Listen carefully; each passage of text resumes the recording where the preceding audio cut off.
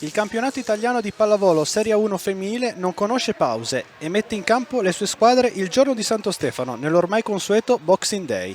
Oggi la Zanetti Bergamo e l'Igor Gorgonzola Novara si giocano qualcosa in più di una semplice vittoria, perché i 3 punti sono importantissimi in chiave Coppa Italia, con le rossoblù che sperano in un controsorpasso su Chieri e le novaresi che vogliono blindare il terzo posto e giocarsi i quarti della Coppa Nazionale davanti al pubblico amico. Le speranze della formazione aerobica però si infrangono contro la corazzata Novara, che chiude la pratica con un secco 3-0, non concedendo neanche un punto a Loda e compagne. Coach Fenoglio lancia Vittoria Prandi dal primo minuto al posto di Mirkovic, in diagonale Kosmazek. Lo starting six rossoblù si completa con Olivotto e Melandri centrali, in banda Loda e Mitchem, libero Imma Sirressi. Risponde coach Barbolini con il sestetto schierato nelle ultime partite, ovvero diagonale palleggio opposto formato da Brakocevic ed Hancock, schiacciatrici Vasileva e Courney, al centro Chirichella e Arrighetti, libero Sansonna.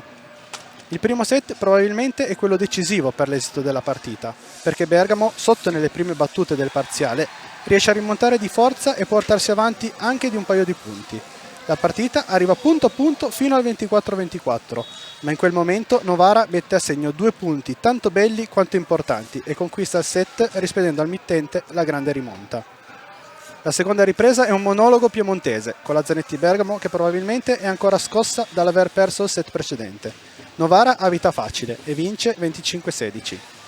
Nel terzo parziale la formazione rossoblù spinge forte sull'acceleratore da subito, portandosi avanti per 4-1, ma viene puntualmente ripresa dalle piemontesi che mettono la quarta con Brakocevic al servizio, passando dal 5-6 di svantaggio al 12-6, mantenendo il vantaggio acquisito fino alla vittoria finale di 25-20. Grandissima partita della banda Vasileva e dell'opposto Brakocevic, anche se Courney e Chirichella meriterebbero in maniera uguale il titolo di MVP. Per battere le ragazze di Barbolini ci voleva una prova importante che le aerobiche non sono riuscite a mettere in campo.